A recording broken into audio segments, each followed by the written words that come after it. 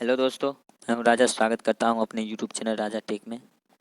दोस्तों, मैं आज आप लोगों के लिए लेकर आया हूं मैकेनिकल ब्रांच पेपर का ऑब्जेक्टिव क्वेश्चन, जो कि एक वीडियो में 20 ऑब्जेक्टिव क्वेश्चन होगा और 20वां ऑब्जेक्टिव क्वेश्चन बहुत ही इंपॉर्टेंट क्वेश्चन होगा, जो कि हमारे किसी ना किसी एग्जाम में पूछे गए हो या पूछने की संभावना हो।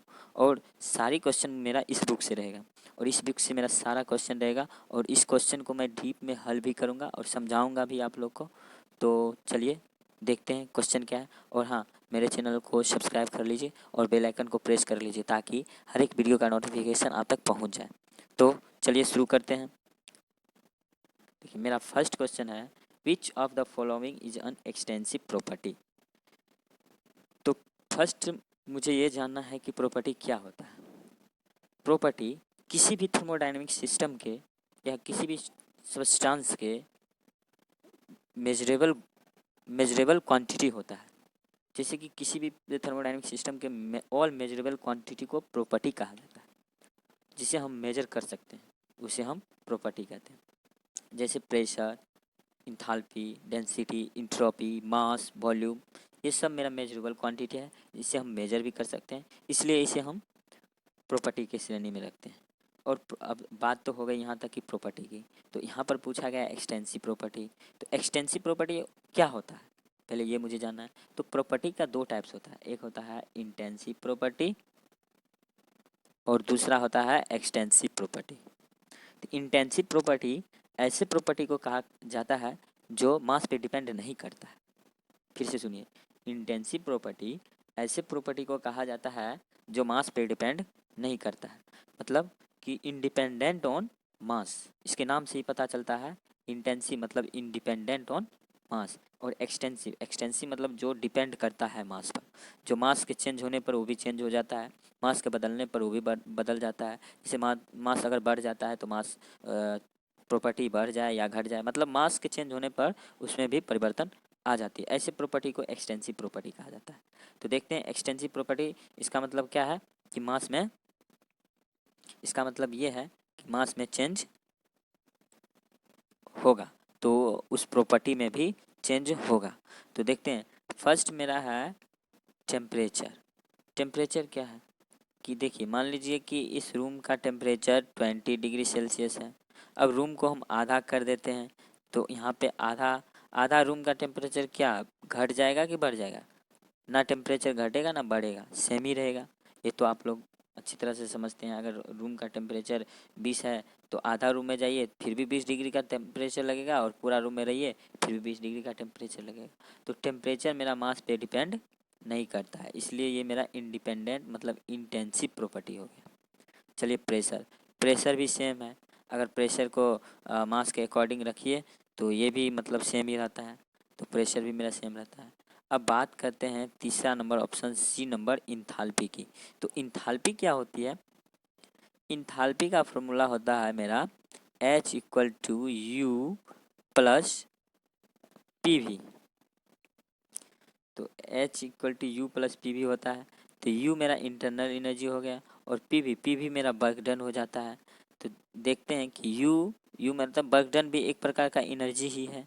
तो U का फॉर्मूला क्या हो जाता है? जैसे काइनेटिक एनर्जी का फॉर्मूला हो जाता है 1/2 mv²। तो मतलब क्या, एनर्जी का जो फॉर्मूला है 1/2 mv²। तो m के बढ़ने से एनर्जी बढ़ता है, m के घटने से एनर्जी घटता है, इसलिए इंथाल्पी मेरा क्या हो जाएगा? एक्सटेंसिव प्रॉपर्टी हो जाएगा। क्यों? क्योंकि ये मास के ऊपर डिपेंड कर रहा है। मास बढ़ रहा है तो इंथाल्पी बढ़ रहा है, अगर मास घट रहा है तो इंथाल्पी घट रहा है, इसलिए मेरा क्या हो जाएगा? इंथाल्पी मेरा एक एक्सटेंसिव प्रॉपर्टी। इसका राइट आंसर क्या हो जाएगा? सी मेरा राइट आंसर हो जाएगा। चलिए तो नेक्स्ट क्वेश्चन अब देख लेते हैं। नेक्स्ट क्वेश्चन क्या होगा मेरा? अब extensive property of a system whose value is depend on. फिर से क्वेश्चन देखिए, extensive property of a system whose value is depends on. तो एक्सटेंसिव प्रॉपर्टी मैं आप लोग को फर्स्ट क्वेश्चन में ही बता दिया था कि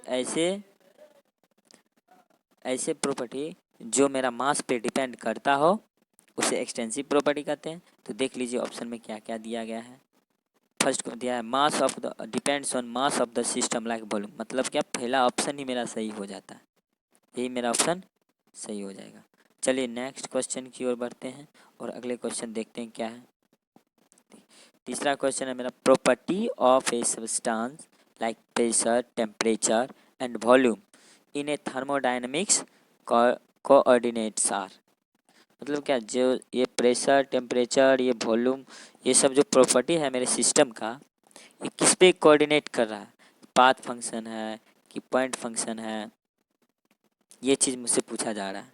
ठीक है, तो देखते हैं। जैसे प्रेशर टेम्परेचर वॉल्यूम, जैसे कि मान लेते हैं कि एक पीवी डायग्राम मैंने ले लिया, पी वी डायग्राम देखते हैं। तो पी प्रेशर, पहले प्रेशर को लेते हैं। जैसे इस पॉइंट का प्रेशर देखिए, मैं जैसे यहाँ पे एक पॉइंट लगा दिया और यहाँ का प्रेशर देखिए पी हो जाएगा और यहाँ का वॉल्यूम भी हो जाएगा। फिर इस पॉइंट पे चलते हैं, यहाँ का प्रेशर पी हो जाएगा, यहाँ का वॉल्यूम भी, मतलब कि हर एक पॉइंट पे प्रेशर और वॉल्यूम टेम्परेचर का मान चेंज हो जा रहा है। इसका मतलब क्या है कि पॉइंट पे ये डिपेंड करता है, इसका मतलब ये क्या हो जाएगा, पॉइंट फंक्शन हो जाएगा। तो इसका राइट आंसर क्या हो जाएगा, ए नंबर। ठीक है, तो इस क्वेश्चन का राइट आंसर ए नंबर हो जाएगा। चलिए तो नेक्स्ट क्वेश्चन की ओर बढ़ते हैं, पॉइंट फंक्शन हो जाएगा। तो नेक्स्ट क्वेश्चन है मेरा the sequence of process that eventually returns the working substance to its original state is known as, मतलब कि प्रोसेस का सीक्वेंस, सीक्वेंस का मतलब दो तीन प्रोसेस है, दो तीन प्रोसेस है, इसका सीक्वेंस है। जैसे कि एक प्रोसेस यहाँ से यहाँ चला, फिर एक प्रोसेस यहाँ से यहाँ चला, फिर यहाँ से आके यहाँ आया, फिर ये अपने ओरिजिनल पॉइंट पे आ गया। तो इसका मतलब क्या, एक मेरा साइकिल की तरह बन गया, ये गोलाकार साइकिल की तरह बन जाता है। तो सीक्वेंस ऑफ प्रोसेस मतलब इट्स ओरिजिनल स्टेट पे आ जाता है, तो इसे एक साइकिल की तरह रिप्रेजेंट करते हैं। तो इसे क्या कहते हैं, थर्मोडायनेमिक्स साइकिल। चलिए नेक्स्ट क्वेश्चन की ओर बढ़ते हैं। फिफ्थ नंबर क्वेश्चन है मेरा equal volume of all gases at the same temperature and pressure. Equal volume मतलब क्या कह रहा है, gas equal volume of all gases at the same temperature and pressure contain equal number of molecules, this is according to. ये जो एक statement है और ये स्टेटमेंट किसके द्वारा दिया गया है, तो पहले स्टेटमेंट क्या कह रहा है ये समझ लेते हैं। क्या कह रहा है, इक्वल वॉल्यूम मतलब दो कंटेनर है, मान लीजिए दो रहे चाहे तीन रहे, तो इसका इक्वल वॉल्यूम है, इक्वल टेम्परेचर है, इक्वल प्रेशर है। इक्वल वॉल्यूम टेम्परेचर प्रेशर है तो इसका मॉलिक्यूल्स भी इक्वल हो जाएगा। इसमें जितना भी इस मैटर में मॉलिक्यूल्स होगा वो सब इक्वल हो जाएगा। ये स्टेटमेंट मेरा एवोगाड्रोस ने दिया था, तो इस ये बी आंसर मेरा राइट हो जाएगा। चलिए नेक्स्ट क्वेश्चन की ओर बढ़ते हैं। चलिए नेक्स्ट क्वेश्चन है मेरा according to Gay Lussac law for a perfect gas absolute pressure of a given mass is directly varies with. Gay Lussac law, Gay Lussac law में पहले ही हम देखिए तीनों साइंटिस्ट, एक होता है Charles law, Boyle's law, Gay Lussac law. तो चार्ल्स लॉ में मेरा प्रेशर कांस्टेंट होता है, बॉयल्स लॉ में मेरा टेम्परेचर कांस्टेंट होता है और गेलुसाक लॉ में वॉल्यूम कांस्टेंट होता है। तो यहाँ पे हम गेलुसाक लॉ के बारे में बोला गया है, तो पहले तो देखते हैं वॉल्यूम कांस्टेंट किस ऑप्शन में दिया गया है, पहले ये हम देखते हैं। पहला तो टेम्परेचर है, टेम्परेचर एब्सोल्यूट टेम्परेचर है, absolute temperature remains volume constant. चलिए तो यहाँ से वॉल्यूम कांस्टेंट देखिए तीसरे नंबर ऑप्शन में दिया गया है, इसलिए मेरा तीसरा नंबर ऑप्शन क्या हो जाएगा, राइट हो जाएगा। चलिए नेक्स्ट क्वेश्चन की ओर बढ़ते हैं, नेक्स्ट क्वेश्चन की ओर बढ़ते हैं। चलिए नेक्स्ट क्वेश्चन मेरा हो जाएगा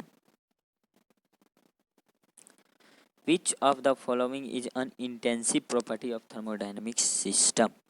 चलिए तो मैंने पहले ही क्वेश्चन में डिस्कस कर लिया हूँ कि इंटेंसिव प्रॉपर्टी और एक्सटेंसिव प्रॉपर्टी क्या होता है।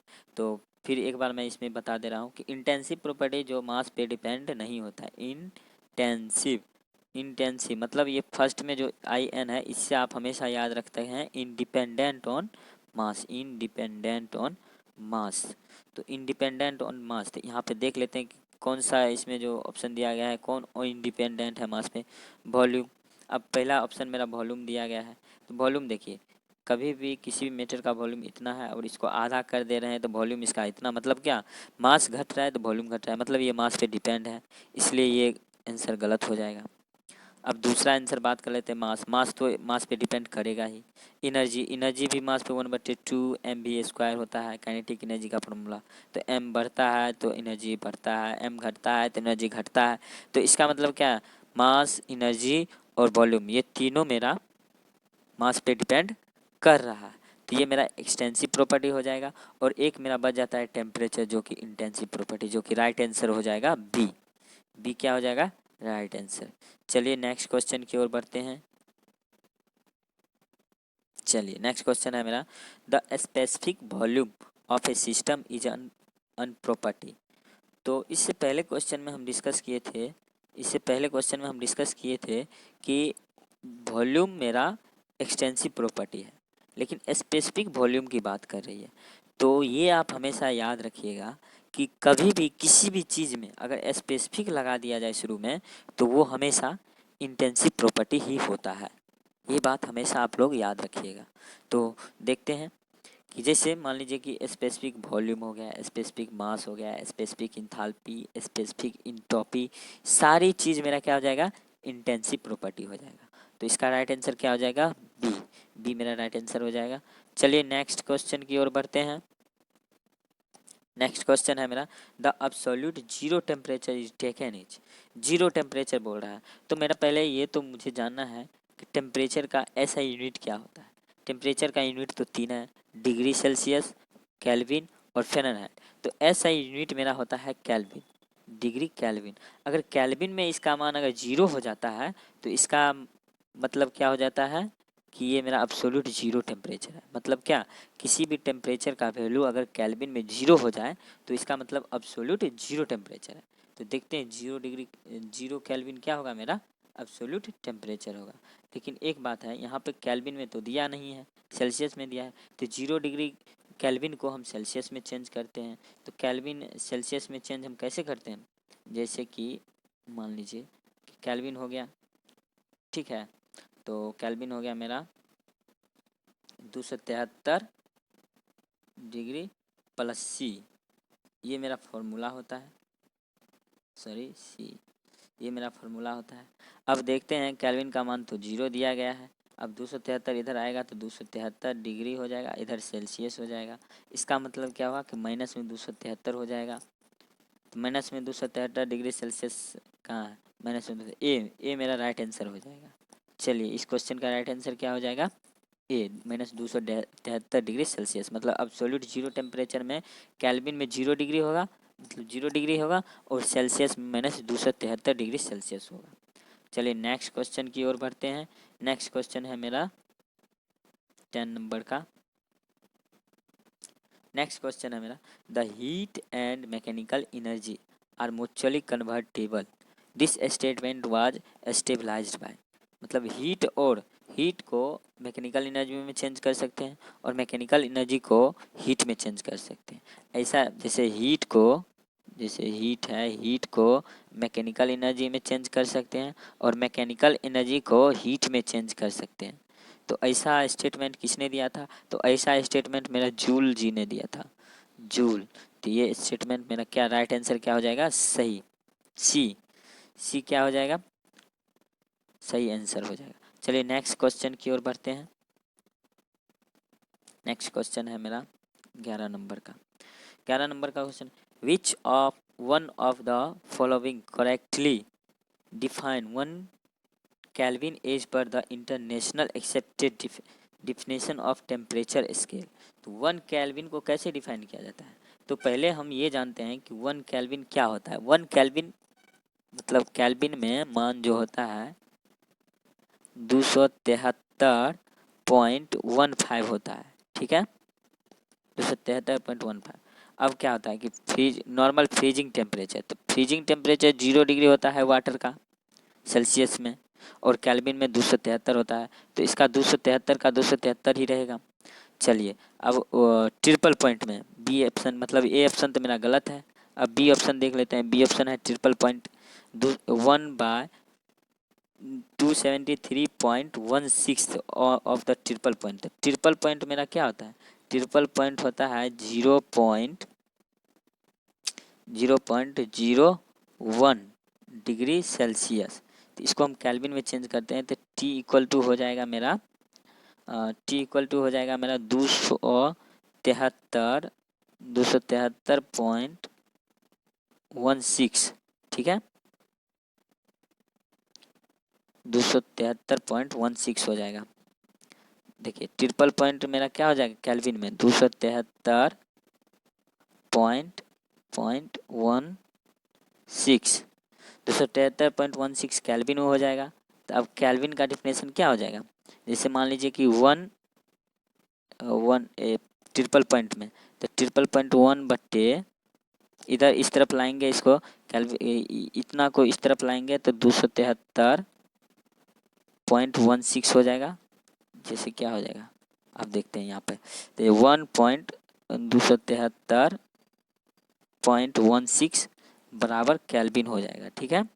तो ट्रिपल पॉइंट, यहाँ पे ट्रिपल पॉइंट, तो केल्विन का ओरिजिनल फार्मूला क्या हो जाएगा? ट्रिपल पॉइंट में 1/273.16, मतलब बी मेरा राइट आंसर हो जाएगा, बी मेरा राइट आंसर हो जाएगा। चलिए नेक्स्ट क्वेश्चन की ओर बढ़ते हैं। नेक्स्ट क्वेश्चन है मेरा कि in a new temperature scale say degree P the boiling and freezing point of water at one atmosphere are 100 degree P and 300 degree P respectively correlated this scale with the centigrade scale. The reading of 0 degree P on the centigrade scale is, मतलब क्या इसमें कहने का मतलब है कि एक मेरा, इस क्वेश्चन का पहले क्वेश्चन समझ लेते हैं कि एक मेरा P डिग्री का स्केल बनाया गया है जिसमें इसका बॉइलिंग टेम्परेचर दिया गया है 100 डिग्री और फ्रीजिंग टेम्परेचर दिया गया है 300 डिग्री। अब आप लोग सोच रहे हैं कि बॉइलिंग टेम्परेचर कम कैसे हो गया और फ्रीजिंग टेम्परेचर ज़्यादा कैसे हो गया? तो यहाँ पे एक स्केल ऐसा बनाया ही गया है, क्वेश्चन के मुताबिक बोल रहा है कि एक ऐसा मतलब टेम्परेचर स्केल बनाया गया है जिसका बॉइलिंग टेम्परेचर कम है और फ्रीजिंग टेम्परेचर ज़्यादा है, और इसको रिलेटेड जैसे 0 डिग्री P को रिलेटेड करके C से सेंटीग्रेड में कन्वर्ट करके आप बताइए कि सेंटीग्रेड में 0 डिग्री P का मान क्या होगा। तो चलिए देखते हैं। तो फर्स्ट मैं ये बता दे रहा हूँ आपको कि ये इसका एक रिलेशन होता है। रिलेशन क्या होता है? जैसे मान लीजिए कि सेंटीग्रेड और केल्विन और फ़ारेनहाइट सब में एक रिलेशन होता है। तो सेंटीग्रेड में क्या होता है? सेंटीग्रेड में C माइनस सेंटीग्रेड में वाटर का बॉइलिंग टेम्परेचर हो जाएगा मेरा, C में वाटर का फ्रीजिंग टेम्परेचर 0 और C में वाटर का बॉइलिंग टेम्परेचर 100 माइनस C में वाटर का फ्रीजिंग टेम्परेचर 0 इक्वल टू हो जाएगा P में अब दिया है वाटर का बॉइलिंग टेम्परेचर, वाटर का फ्रीजिंग टेम्परेचर 300 और boiling temperature 100 minus freezing temperature 300। तो चलिए देखते हैं, अब इसका रिलेशन निकालते हैं। तो यहाँ पे हो जाएगा C/100 बराबर हो जाएगा रो माइनस 300 बट्टे -200, ठीक है। अब आगे देखते हैं। तो C/100 इक्वल टू हो जाएगा 0 माइनस 300 बट्टे -200। तो ये माइनस और ये माइनस प्लस, ये डबल जीरो ख़त्म।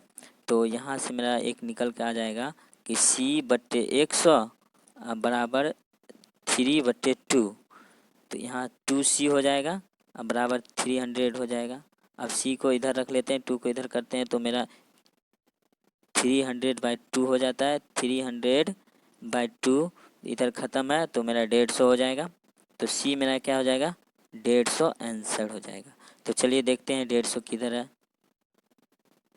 चलिए देखते हैं 150 किधर है, सॉरी इधर देखते हैं।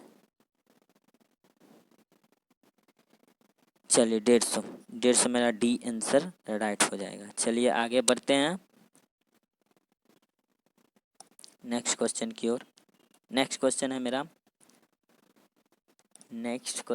मेरा हीट एंड वर्क आर। तो मैं आपको फर्स्ट क्वेश्चन में डिस्कस किए थे कि वर्क एक मेरा पाथ फंक्शन है। कैसे पाथ फंक्शन है? जैसे पी भी, तो वर्क जैसे यहाँ से यहाँ कोई प्रोसेस हुआ तो हम जानते हैं कि पी भी डायग्राम का एरिया वर्क देता है। तो मान लीजिए कि एक प्रोसेस यहाँ से यहाँ हुआ तो इसका एरिया मेरा वर्क दिया, फिर दूसरा प्रोसेस यहाँ से यहाँ हुआ, मतलब क्या यहाँ का फिर यहाँ का एरिया दूसरा हो जाएगा। मतलब क्या ये जिस तरह से पाथ ये अपना फॉलो करेगा उसी प्रकार से इसका एरिया निकलेगा, और इसका एरिया जिस प्रकार से निकलेगा वो मेरा प्रॉपर्टी हो जाएगा। तो यही मेरा पाथ फंक्शन हो जाता है, इसलिए इसका राइट आंसर क्या हो जाएगा? ए नंबर। चलिए नेक्स्ट क्वेश्चन की ओर बढ़ते हैं। नेक्स्ट क्वेश्चन है मेरा work transfer between the system and the surrounding. Work transfer between the system and surrounding depends on the path. देखिए वर्क तो हम बता दिए थे पाथ फंक्शन है, तो वो हमेशा पाथ पर ही डिपेंड करेगा, तो इसका राइट आंसर बी हो जाएगा। चलिए नेक्स्ट क्वेश्चन की ओर बढ़ते हैं। नेक्स्ट क्वेश्चन है मेरा विच of the following is the other name of isentropic process. Isentropic process का अदर नाम क्या है? तो आइसेंट्रोपिक प्रोसेस का अदर नेम मेरा हो जाता है रिवर्सिबल एडियाबैटिक प्रोसेस, बी मेरा राइट आंसर हो जाएगा। और आइसोथर्मल का अदर नेम क्या हो जाएगा? Constant temperature process. और रिवर्सिबल आइसोबारिक प्रोसेस का हो जाएगा कांस्टेंट प्रेशर प्रोसेस। और रिवर्सिबल आइसोकोरिक प्रोसेस का हो जाएगा कांस्टेंट वॉल्यूम प्रोसेस। ठीक है, तो चलिए आगे देखते हैं next question. Which is the true for reversible polytropic process. तो रिवर्सिबल पॉलीट्रोपिक प्रोसेस के लिए क्या सही है ये हमसे पूछा जा रहा है, तो देख लेते हैं ऑप्शन मेरा क्या क्या कह रहा है। तो चलिए ऑप्शन देखते हैं। देखिए पहला है टेम्परेचर रिमेंस कांस्टेंट। तो पॉलीट्रोपिक प्रोसेस के लिए टेम्परेचर कांस्टेंट नहीं होता है, ये तो मेरा गलत है। ये होता है आइसोथर्मल प्रोसेस के लिए। Entropy remains constant, entropy remains constant adiabatic process के लिए होता है, ये भी मेरा गलत है। तीसरा enthalpy remains constant, enthalpy remains constant मेरा हो जाता है थ्रॉटलिंग प्रोसेस के लिए, तो ये भी मेरा गलत हो जाएगा। तो चलिए डी मेरा एक 3 जब गलत हो जाता है तो मेरा लास्ट बच जाता है, तो ये मेरा सही हो जाएगा D, some heat transfer take place, मेरा राइट आंसर हो जाएगा। चलिए नेक्स्ट क्वेश्चन की ओर बढ़ते हैं। There is no work transfer involve in this process. अब देखिए एडियाबैटिक प्रोसेस में भी वर्क ट्रांसफ़र होता है, एसोथर्मल प्रोसेस में वर्क ट्रांसफ़र होता है, पॉलीट्रोपिक प्रोसेस में भी वर्क ट्रांसफ़र होता है, फ्री एक्सपेंशन प्रोसेस में नहीं होता है। तो फ्री एक्सपेंशन प्रोसेस होता क्या है पहले ये हम समझ लेते हैं। फ्री एक्सपेंशन प्रोसेस ऐसे प्रोसेस जो फ्री बिना फोर्स के होता है। जैसे कि मान लीजिए कि एक कंटेनर है, इसमें मेरा गैस भरा हुआ है। मान लीजिए एक तरफ गैस भरा हुआ है, एक तरफ पूरा वैक्यूम है। तो मेरा गैस का क्या करेक्टरिस्टिक्स है कि मेरा गैस का करेक्टरिस्टिक्स है कि हाई प्रेशर से लो प्रेशर की ओर जाती है, तो ये मेरा वैक्यूम क्रिएट है। अब मान लीजिए कि यहाँ पे एक छेद कर देंगे हम, यहाँ पे एक छेद कर देंगे तो क्या हो जाएगा? यहाँ पे मान लीजिए कि एक छेद कर देंगे तो यहाँ पे क्या हो जाएगा कि मेरा गैस ऑटोमेटिक इस लाइन में भरता जाएगा। मेरा गैस ऑटोमेटिक इस कंटेनर में भरता जाएगा। मेरा गैस क्या होगा यहाँ से ऑटोमेटिक इसमें भरता जाएगा लो प्रेशर की ओर, तो क्या हो जाएगा? ये मेरा फ्री एक्सपेंशन प्रोसेस हो जाएगा। तो इसका राइट आंसर क्या हो जाएगा? डी। चलिए नेक्स्ट क्वेश्चन की ओर बढ़ते हैं। चलिए नेक्स्ट क्वेश्चन है work done in A free expansion process is. तो अभी हम पहले डिस्कस कर लिए हैं कि फ्री एक्सपेंशन प्रोसेस में वर्क डन नहीं होता है, इसका मतलब ये 0 मेरा राइट आंसर हो जाएगा। चलिए नेक्स्ट क्वेश्चन की ओर बढ़ते हैं। नेक्स्ट क्वेश्चन है कि if integrated P D V and integrated V D P for a thermodynamics system of a an ideal gas on a valuation gives give same quantity positive negative during a process then this process. मतलब क्या, कहने का मतलब है कि इसमें दिया गया है कि एक मेरा क्लोज सिस्टम के लिए दिया गया है PdV वर्क डन, और एक मेरा ओपन सिस्टम के लिए दिया गया है VdP वर्क डन। तो ये कह रहा है कि कब इक्वल हो जाएगा, किस प्रोसेस में इक्वल होता है। तो जब हम वर्क डन निकालते हैं तो आइसोथर्मल प्रोसेस में ये मेरा इक्वल हो जाता है। देखिए, क्लोज सिस्टम और ओपन सिस्टम दोनों का वर्क डन आइसोथर्मल प्रोसेस में इक्वल होता है, ये हमेशा आप लोग याद रखिएगा। तो इसका राइट आंसर बी हो जाएगा, ठीक है। और हाँ, क्लोज सिस्टम के लिए वर्क डन होता है PdV इंटीग्रेटेड PdV, और ओपन सिस्टम के लिए वर्क डन होता है इंटीग्रेटेड VdP। तो यही हमसे पूछा गया है कि इस दोनों को इक्वल कब किया जा सकता है। तो आइसोथर्मल प्रोसेस में इन दोनों को इक्वल किया जा सकता है, ठीक है। अब नेक्स्ट क्वेश्चन की ओर चलते हैं। नेक्स्ट और आखिरी क्वेश्चन है मेरा, चलिए नेक्स्ट और आखिरी क्वेश्चन है, the internal energy of A perfect gas depends on. Internal energy जो है परफेक्ट गैस का किस पे डिपेंड कर रहा है। तो परफेक्ट गैस का एनर्जी जो है हमेशा सिर्फ टेम्परेचर पर ही डिपेंड करेगा, और आइडियल गैस चाहे परफेक्ट गैस हो उसका उसका इंटरनल एनर्जी हमेशा टेम्परेचर पर ही डिपेंड करता है। और रियल गैस का रियल गैस का इंटरनल एनर्जी हमेशा टेम्परेचर और प्रेशर दोनों पे डिपेंड करता है। तो थैंक यू दोस्तों, लास्ट तक देखने के लिए बहुत बहुत धन्यवाद, और मिलते हैं हम नेक्स्ट वीडियो में। चलिए